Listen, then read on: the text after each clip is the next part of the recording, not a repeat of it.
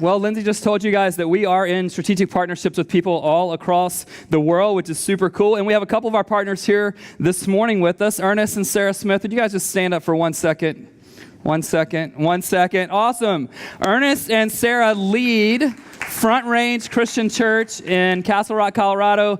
They just celebrated 1 year anniversary as a church last week, and they're already, I don't know, what do you have, like 7,000 people there last week. Probably had 500 to 600 people at their church after 12 months. And so Ernest is a great friend of ours, and Sarah as well, his wife. They're just doing some R&R in San Francisco, and so we're thrilled that you guys are here. We love that we have a partnership with you, and thanks for being here this morning.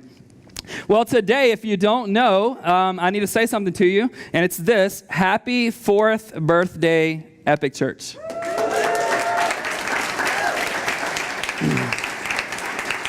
Some of you need to look at your neighbor and say, pay up.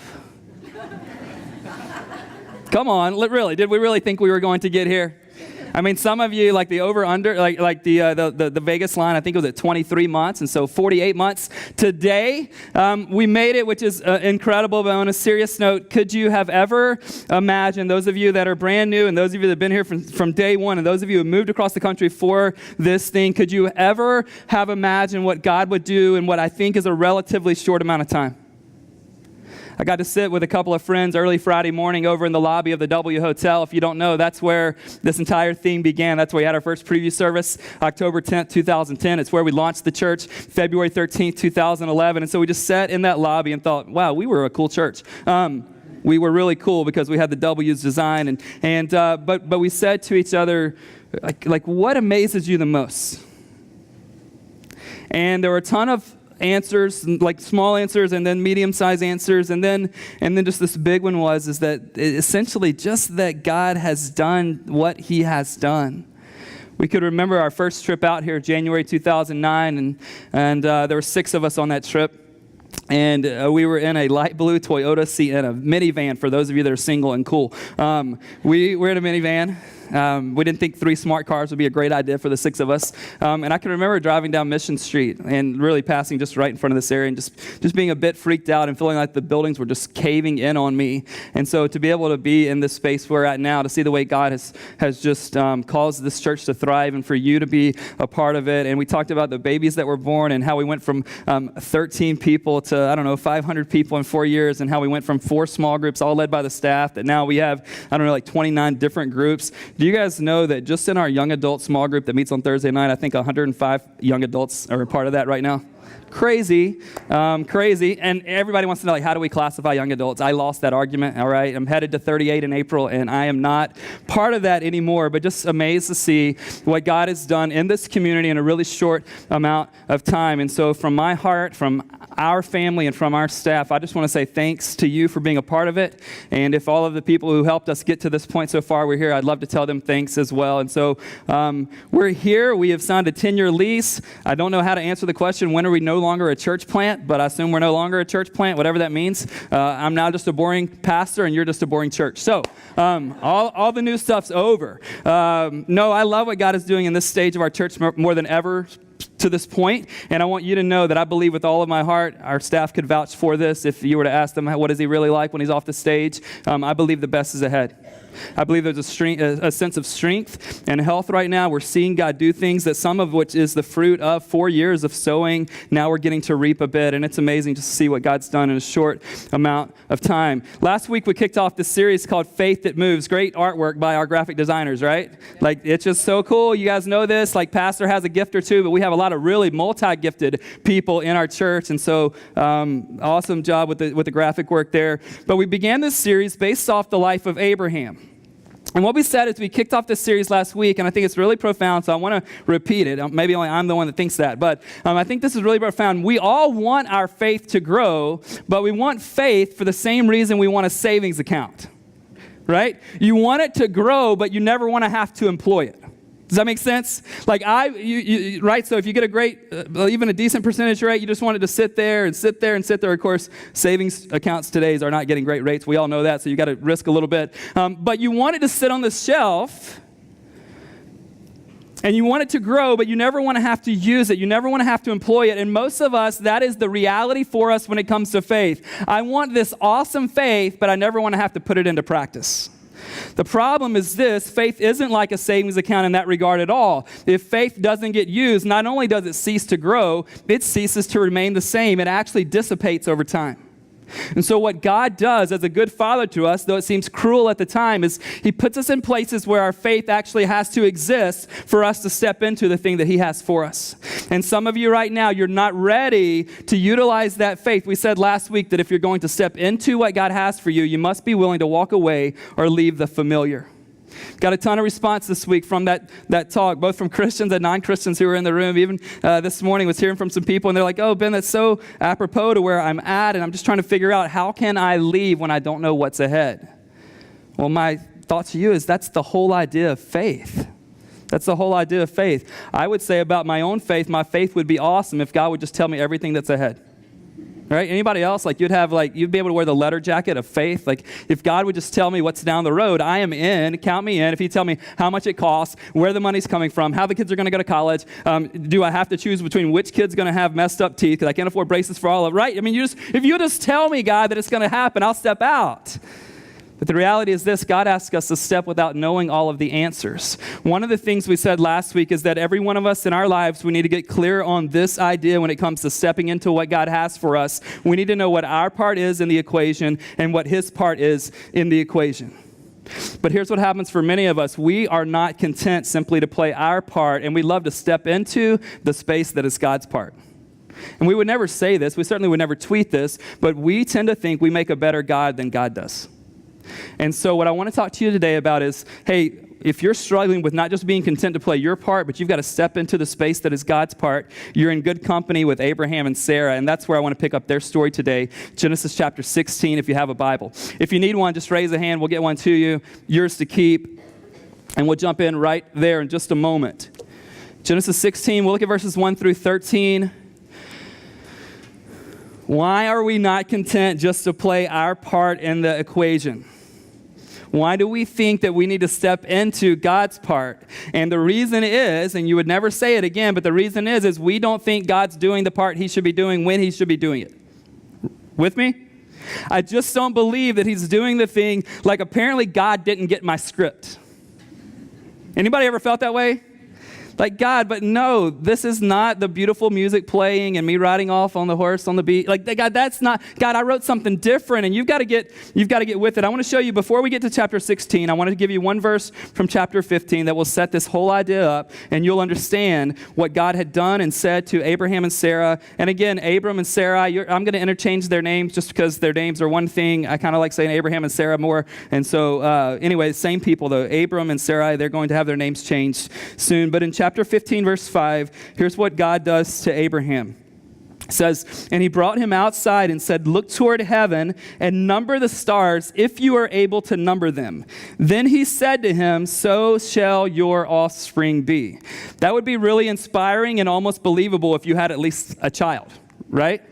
But he doesn't. And I want you to stand up with that as the backdrop. I want you to stand with me as I read 16, 1 through 13. Lengthy passage, but without it, we won't get the full effect of what God's trying to say to us this morning. So here it is, 16, 1 through 13. And remember, God has promised them offspring. 16. Now Sarai, Abram's wife, had borne them no children. She had a female Egyptian servant whose name was Hagar. And Sarai said to Abram, behold, now the Lord has prevented me from bearing children. Go into my servant. It may be that I shall obtain children by her. And Abram listened to the voice of Sarai. And so after Abram had lived 10 years in the land of Canaan, Sarai, Abram's wife, took Hagar the Egyptian, her servant, and gave her to Abram, her husband, as a wife. Now, some of you didn't know the Bible was quite this interesting. right? Right? This is better than the movies you've seen so far this weekend. No, I didn't mention it. Verse 4. And he went into Hagar, and she conceived. And when she saw that she had conceived, she looked with contempt on her mistress. And Sarai said to Abram, may the wrong done to me be on you. I gave my servant to your embrace, and when she saw that she had conceived, she looked on me with contempt. May the Lord judge between you and me. But Abram said to Sarai, behold, your servant is in your power. Do to her as you please. Then Sarai dealt harshly with her, and she, that's Hagar, fled from her, that's Sarai. Verse 7, the angel of the Lord found her, Hagar, by a spring of water in the wilderness, the spring on the way to Shur. And he said, Hagar, servant of Sarai, where have you come from and where are you going? She said, I am fleeing from my mistress Sarai. The angel of the Lord said to her, return to your mistress and submit to her. The angel of the Lord also said to her, I will surely multiply your offspring so that they cannot be numbered for multitude. And the angel of the Lord said to her, behold, you are pregnant and shall bear a son. You shall call his name Ishmael, because the Lord has listened to your affliction. He shall be a wild donkey of a man. Ladies, now you have a new descriptor to talk about the guy you broke up with. His hand against everyone, and everyone's hand against him, and he shall dwell over against all his kinsmen. So she called the name of the Lord who spoke to her, you are a God of seeing. You are a God of seeing. For she said, truly here, I have seen him who looks after me. You may be seated. Hope that your heart and mind will be open to what we're going to discover today. I know I've been looking at it a little bit longer than you have this week, but I believe what could be unlocked for you could be an amazing discovery that could change the course of your life. I believe in it that much. And here's the first thing that I see from this text and just from thinking through my life and through the rest of scriptures and the interaction that I have with you all is this. We tend to step into God's part once we become convinced that he's not going to play the part we've asked him to play.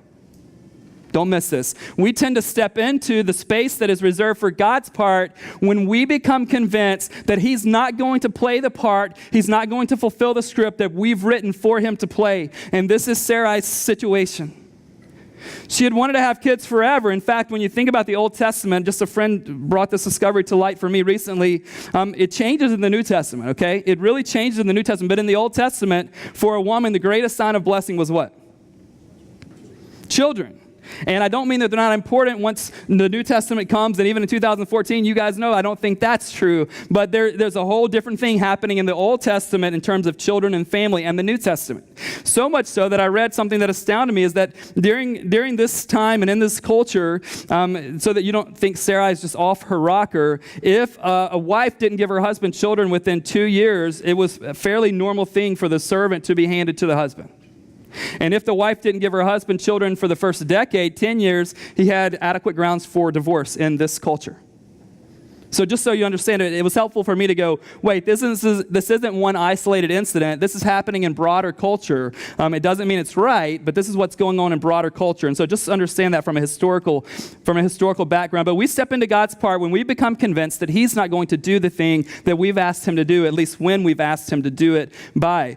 From the moment with the stars and even before, it's been about 10 years since Abraham and Sarah have been promised that God's going to bring offspring about. You would be a little impatient too, wouldn't you? It's been 10 years, and that's not when they started trying to have children. This is just from the promise of God at the age of 75 for Abraham, 65 for Sarah. At the age of 75, it's now been 10 years or so since the promise has been given. And here's what Sarah assumes. There's no way God's going to do this now. Verse 2 says, the Lord has prevented me from bearing children. And Sarah did what we often do. She assumed that God was saying no when he was just saying not right now. Some of you are living in the middle of something right this moment, and you're assuming it's a no from God just because it hasn't happened yet. And the no from God could just be not right now. Some of you, what am I saying? Some of me. I'm living in a moment right now where it seems like no. And I'm trying to hold on to the fact that God, it's just a not yet, right?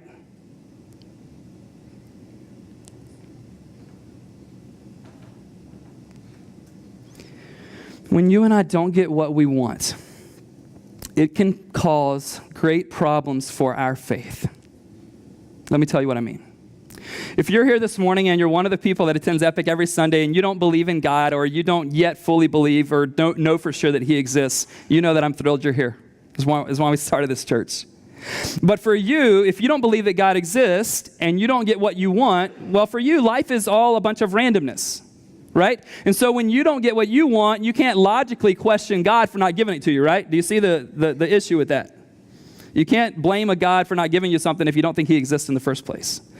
But for those of us in the room who believe that God exists, when we don't get what we want, it causes amazing problems for our faith. Why?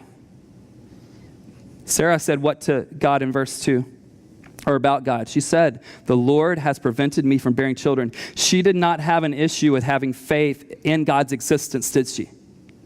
Which caused an amazing problem for her. Because now she knows, I'm not pregnant yet. It's been forever. It's unlikely to biologically happen anytime in the future. And God could have done something about my situation, but he what? Come on, C-H-O-S-E. What'd he do? He chose not to. And all of a sudden, we're in the middle of a faith dilemma, aren't we? I said to my wife in our situation just the other day, there's a part of this that would be easy if it would just go away and the faith thing didn't exist. Why? Because right now I have to sit with the reality that God could do something different, but he's not. And some of you are sitting in that reality, and you're on the fence of faith right now, and you don't know which way you're going, if you're just honest. You're not sure which way you're headed this morning because wait a minute, I've got two options here. I can either believe that God does exist, has all power, could do something about my situation, or I could just say, no, life is random, he must not exist. And you're in the middle. You're right on that line. Because it causes a great issue for me, and it causes a great faith dilemma for you when you realize God could do something about my thing, but he apparently is choosing not to right now. And here's the thing, most of us in this room, I know how you got to San Francisco. You guys know how I got to San Francisco. Most of us in this room would do whatever it takes to get the thing we want, right? Laziness is not an issue in our city. Why? Because if you're lazy, you don't exist long, especially in a thriving kind of way. Most of us in this room, we will do whatever it takes, and you know what I mean. We'll research however many Google searches we need to get, right? We'll find back channels into website. Some of you with knowledge will hack into things. I'm not looking at you. No, this is not me saying you hackers are illegal, but we'll do whatever it takes to figure something out. We'll research it. We will spend money we know we don't have if it helps us get closer to getting the thing we want. We will lie about it. We will offer bribes for it. We will break the law for it. Why? Because when you say this is most important to me, that means I will do whatever I have to down here to get the thing that I'm aiming for up here. And Sarah is the same way. She wants one thing above all others. So much so that she's willing to do whatever it takes. So much so that she's willing to do the unthinkable. Verse 3, she has this amazing idea. I found a way. I'm going to hand my servant Hagar to my husband. How many of you think this ends well? I know we read the rest of the story, but how many of you think that this thing ends? I'm going to hand my servant to my husband. I want children so bad that I don't care about the means by which I get them. And here's a lesson you need to take to the bank, and I do as well. We can never pursue God's results without pursuing it God's way. Some of us believe God has something for us, but we're going around about him to try to figure out how to get there. You can never pursue God's results in your own way. It won't be the same, even if you get there in the end. And that's what she's trying to do. And so she hands this woman to her husband. Again, some of you are like, I picked the right day to come to church. Verse 4, and Abraham goes into Hagar. She conceives. Now, just so we don't hate on this woman this morning, you guys do understand this man is not without fault, right? It's not like she said, hey, take Hagar, and he's like, baby, we should just have faith. Right? It's not like Sarah's going, hey, Abraham, I found a way that we can have children. Take this woman. He's like, girl, I'm just a man of faith. I just think that God's going to come through for us. I cannot do such a thing. No. She says, go. He goes. This woman conceives. And verse 5 really trips me up. Sarah's upset.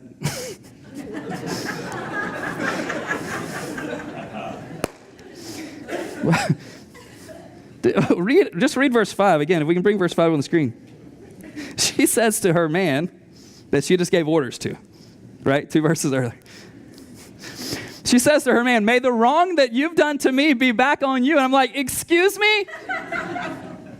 But it's amazing, the things that we ask for and we try to make happen, all of a sudden we end up regretting it, and then we find whoever we can to blame it on. Sweetheart, this is what you wanted. Is there anything in your life that you're tired of waiting for? You're just exhausted from it.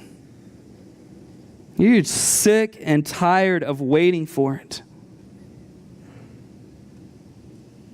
When you get to that breaking point, when we get to that breaking point, we need to be aware that we're going to be tempted to take God's part into our hands and do whatever we can, but we also need to know that if we go down that road, we will live to regret it. We will live to regret it, and it's not a long road when she regrets it. But listen, we're not that different from Sarah, are we? I mean, Sarah, for the last 10 years since God gave this promise, Sarah's been trying to get pregnant for 10 years. For Hagar, it happens in a moment. But aren't we just so happy for other people when this happens to them? Right? Don't you love it when what you've been trying to get done your entire life happens for someone else seemingly overnight? Aren't you just their biggest encourager? Right? Like emoticons and like high fives. And we're just so happy for people when we've been going for something and going after something forever. And I mean, think about Sarah. How many times has she been intimate with Abraham? And nothing. Hagar. I understand why she's jealous, and so do you. Because we ask these questions. Why did she get pregnant? Why did he get the promotion? Well, the question we're asking is, why does everyone else get what I want as soon as they want it? I get it. In verse 6, this woman deals harshly with her servant. She deals harshly with her, and so Hagar begins to pack it up, and she's headed back towards Egypt. Just so you understand the history, she's from Egypt. She's headed back there, and you'd imagine for Hagar, she's feeling utterly alone, right? She feels utterly alone, and she has to even think, and I don't think I'm far off on this, she has to believe that their God, the God of Abram and Sarai, must be on their side. She's not known a darker place in her life. She's no longer employed. She's pregnant. Her master hates her, and she might even assume that her master's God is against her as well. But this is where the story gets really beautiful. Look at verse 7. The angel of the Lord, and by the way, there's a lot of stuff out there commentary-wise. Some believe this is a literal angel. Some believe this is God himself. Anyway, the angel of the Lord found her. God found her. When she was in the darkest place of her life, when she was all alone, when she assumed that this God was anti-her, God found her. God found her. Don't overlook that. God found her. And then look at verse 11. Said, you'll call his name, this baby boy that you're pregnant with, you'll call his name Ishmael because the Lord has listened to your affliction. God heard her. God found this woman in her darkest place. God heard this woman in her darkest place. And then it gets the best of all, verse 13, I think. In verse 13, Hagar recognizes that God is a God of seeing. What she's saying is this: you are a God who sees me. You're a God who sees me. You're not distant. You're not aloof. You're not my enemy. You're not standoffish. You're not far off. You aren't aware of my small existence. You are the God who sees me. And then she says, I love what she says, the play on words there at the end of 13. She says, I've seen the God who sees me. Have you seen the God who sees you? The God who found you? The God who hears you? Because in these dark moments when our faith is weak, we don't think he knows. We don't think he could find us. We don't think he hears, and we certainly don't think that he sees. But let's think about Abraham and Sarah. God saw them too. God was ready to provide something amazing for them one day. But they couldn't be convinced of it because they couldn't see yet what they longed to see. Here's a question you need to honestly answer. What is God asking you to believe him for, even though you can't see it yet? What is God asking you to believe him for, even though today you can't see it yet? And I'm going to frustrate you right here, but I just want to remind you what the foundation of faith is. I think best expressed in Hebrews chapter 11, verse 1. It says this, just so we're aware, in case you're really still thinking whether or not you want to have faith. This might discourage you. The author of Hebrews says this, now faith is the assurance of things hoped for, but it's the conviction of things not seen. Somewhere along the way, I forgot that God's wanting me to trust what I can't see. And that when I trust what I can see, then that's not faith at all. They couldn't be convinced because they couldn't see it.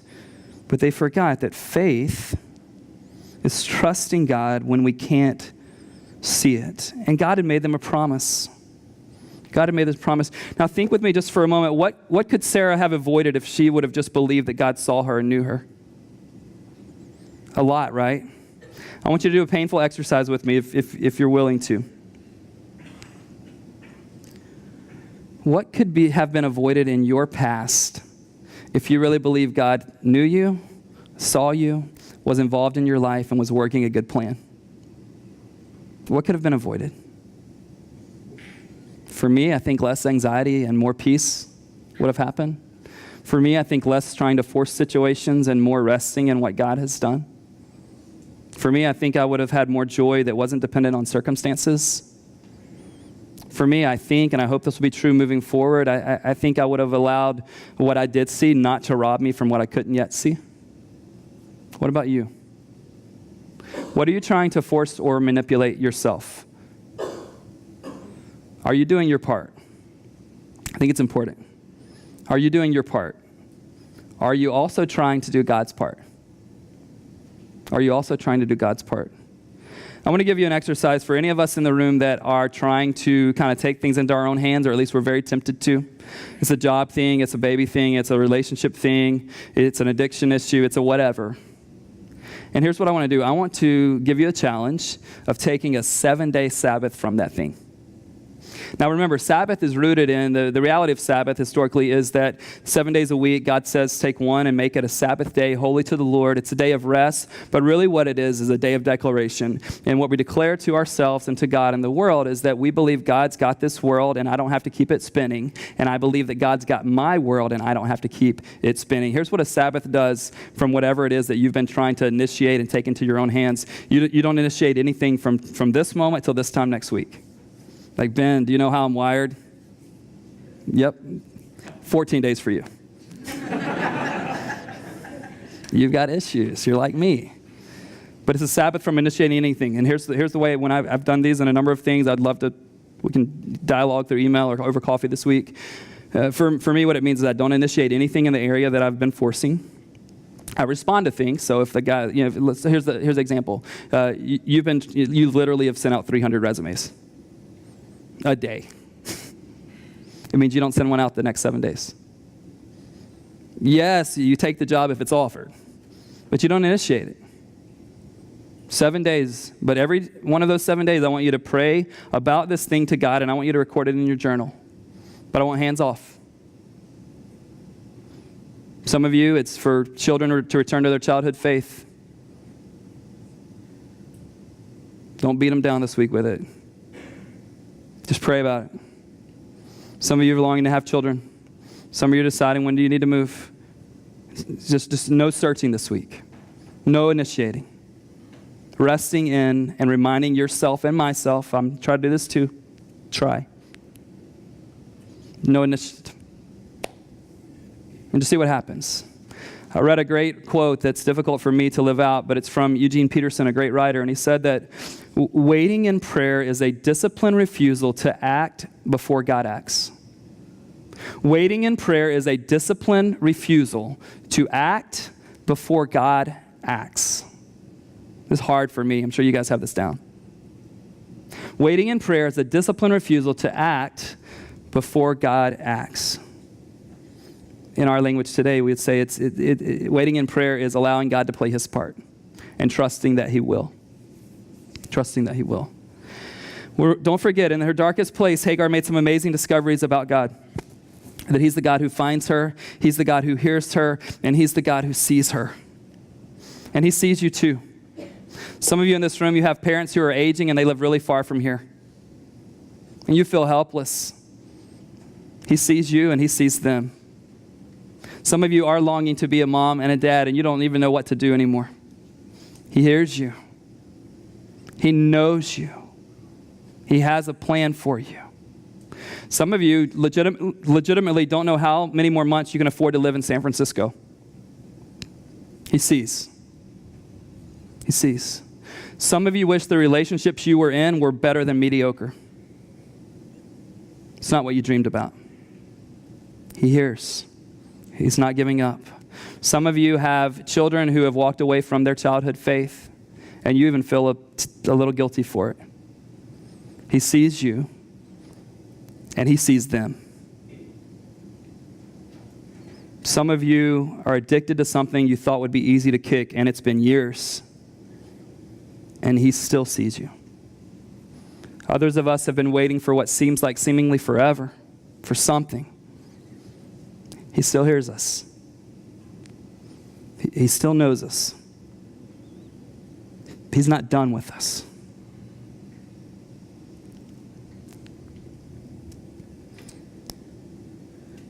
We have way too much in common with Sarah, don't we? We don't have a perfect record of trust with God. We love to take things into our own hands. We love to take his part from him. But let me encourage you with this. This morning, in this text, Sarah's story isn't over. And ours doesn't have to be either. The most mind-blowing thing about this woman, later on, the New Testament author in Hebrews, looking back a couple thousand years, check this out. This should give you really great hope. He's going to look back at her and say, Sarah was a woman of great faith. Do what? So maybe there's hope for me. And maybe there's hope for you. A woman of great faith, but she got so much wrong. When they wrote about her life, they said this woman, by faith, she conceived this child. And we're thinking she didn't have any faith, obviously. Something happened.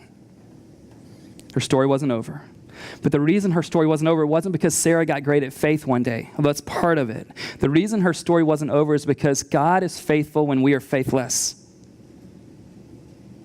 God had a thing he was going to do in her life. And even her taking things into her own hands. Can you imagine a worse way for her to have done this thing? If you and I are God in that instant, we're like, you're out of here. No way, no baby, ever. But God restored her faith, and did some amazing things. And this is how Jesus comes to us. With all of our trust issues, with all of our control issues, with all of our impatience, because when you and I have no faith, he is always faithful. As we celebrate our fourth birthday, I want to give you just a little bit of thing that I've seen lately as I've reflected on Epic Church and really in regards to our facilities over the last 4 years. So it's not about a building, it's about the God story of faith. When I didn't know how God was going to bring things about, it's amazing what he's done over these last 4 years. But I want to just paint the picture. And isn't it a little bit disappointing that we can only look back and see how it all worked out? Right? When we look forward, we're like, nothing. But when you look back, you're like, of course he did. So I told you earlier that when we began to meet as a church, we met at the W Hotel. Did anybody know what's been happening in our load-in space at the W Hotel over the last year plus? There's this thing called the Museum of Modern Art Expansion. Awesome for all of us as residents of San Francisco. But if it had been there when we were loading in and loading out, we'd have never had a place to meet. We went to 543 Howard. We were there for 3 years. Guess what parking lot no longer is open? The one where 30 or 40 of us parked.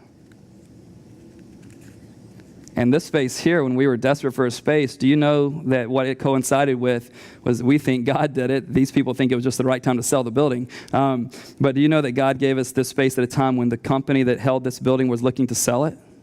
They did sell it. It sold on January 7th, $63 million. If any of you bought it, please give us free rent.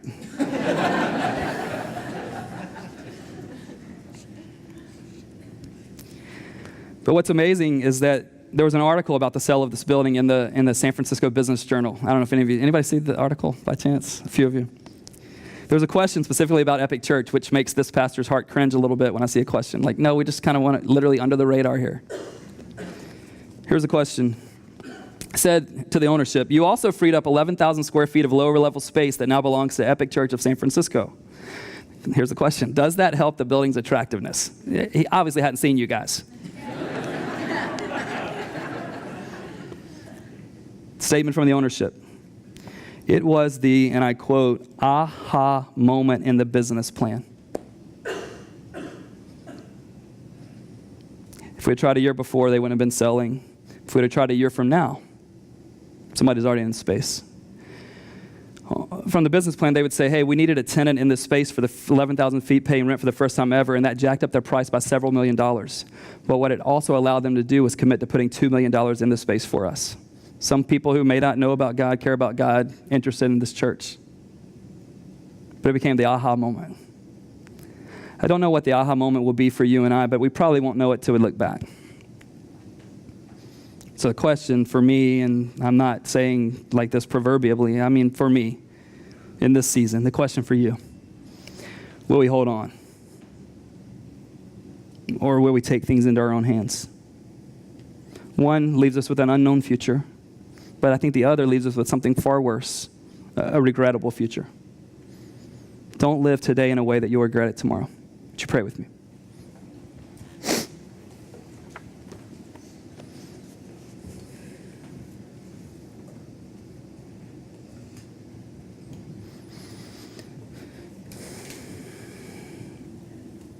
Father, I thank you for your word today.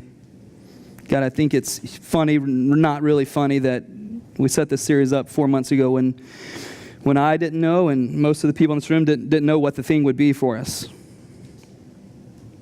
But God, you know where we are, and that's what we have to cling to. God, you have found us, even in this vulnerable moment. You found us, God, in this dark place. You found us, and God, you hear us. Oh, God, you know our prayers oftentimes feel like they're just hitting the ceiling and bouncing back down, but you hear us. God, you see us. You see our pain. You see our fear. You see what we're not thrilled with in our lives today. God, you see us. And may we be able to say, truly, we have seen the God who sees us. God, I don't know what tomorrow holds.